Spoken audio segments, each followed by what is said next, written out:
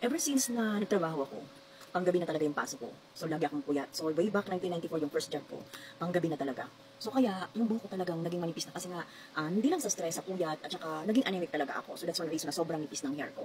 So, matagal ko na gusto talaga, yun mo yung parang pangarap lang sa akin na kumapal naman yung buhok ko. Marami na akong shampoo ginamit, napakarami na iba't ibang shampoo, pero wala talagang nagpakapal ng hair ko. So, yung iba talagang naglagas pa. Pero ngayon, ayan, my God, walang lagas yung buhok ko. Ayan, ito lang ang ginamit ko. Ito, ayan, Minoxidil 5% shampoo from Cormisec.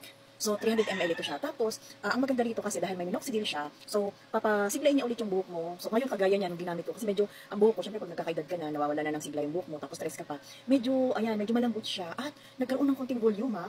Amaze ako. So, shampoo lang munang ginamit ko din. After the shampoo, ginamitan ko siya ng serum. Ito, minoxidil serum. So, same ano dito, same brand siya. Sa Cormisec din siya. Tapos, ang paggamit itong serum na to, so dapat, yung natuyo na yung buhok mo, tapos, i-spray mo lang siya. Ayan, i-spray mo lang siya dito, kakalat mo lang doon sa part na gusto mo tubuan ng buhok. So, make sure na hindi malalaglag sa mukha mo yan kasi baka tubuan ka ng kilay na paiba-ibang design.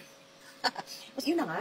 So, itong minoxidil na to, gawa siya ng Cormisec. At tapos, sobrang legit niya guys, kasi tinry kong iscan itong barcode na to. So, pag i-scan mo to, mapupunta ka doon sa site ng manufacturer. So, makikita mo iba't ibang product nila. So, napaka-legit guys. So, try nyo to. So, ako, nagsimula lang ako one time, pero yung volume kagad, hindi yung tumubo hindi ganun, hindi siya magic. Pero ibig sabihin, yung naging volume ng hair ko, makikita mo kagad yung dating niya. So, I'm trying this for the next few weeks or months more para makita ko kung talagang ano. So, tandaan niyo itong picture na to, medyo malapad pa yung landingan dyan ng aeroplano. Pero baka sa susunod, kasi gusto kong ganito man lang yung hair ko, o diba? Para bongga.